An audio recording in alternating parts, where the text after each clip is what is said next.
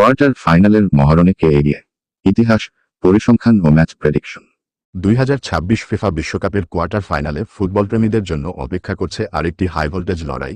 মুখোমুখি হচ্ছে ইউরোপের দুইবারের বিশ্ব চ্যাম্পিয়ন ফ্রান্স এবং আফ্রিকার অন্যতম শক্তিশালী দল মরক্কো। দুই দলই দুর্দান্ত পারফরম্যান্স করে শেষ 8-এ জায়গা করে নিয়েছে, তাই ম্যাচটি ঘিরে উত্তেজনা এখন তুঙ্গে। চলতি বিশ্বকাপের শেষ 16তে ফ্রান্স 1-0 গোলে প্যারাগুয়েকে হারিয়ে কোয়ার্টার ফাইনাল নিশ্চিত করেছে।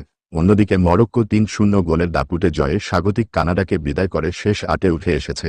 দুই দলই দারুণ ছন্দে থাকায় ম্যাচটি হতে যাচ্ছে জমজমাট। অতীত ইতিহাসের দিকে তাকালে দেখা যায়, সব ধরনের আন্তর্জাতিক প্রতিযোগিতা ও প্রীতি ম্যাচ মিলিয়ে ফ্রান্স ও মরক্কো এখন পর্যন্ত মোট 8 বার মুখোমুখি হয়েছে। এর মধ্যে ফ্রান্স জয় পেয়েছে 5টি ম্যাচে, মরক্কো জিতেছে মাত্র 1টি ম্যাচে এবং 2টি ম্যাচ ড্র হয়েছে।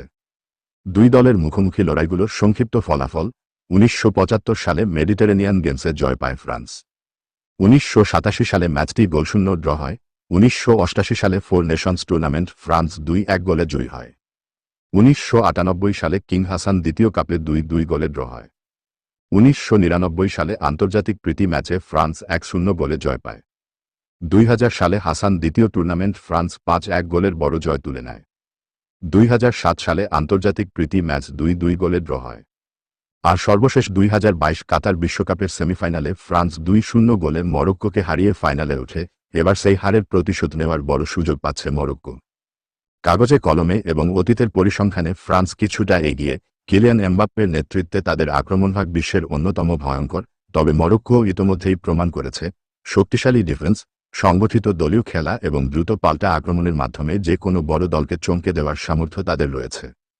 আমাদের ম্যাচ বিশ্লেষণ অনুযায়ী ফ্রান্সের জয়ের সম্ভাবনা প্রায় 55%, আর মরক্কোর 45%।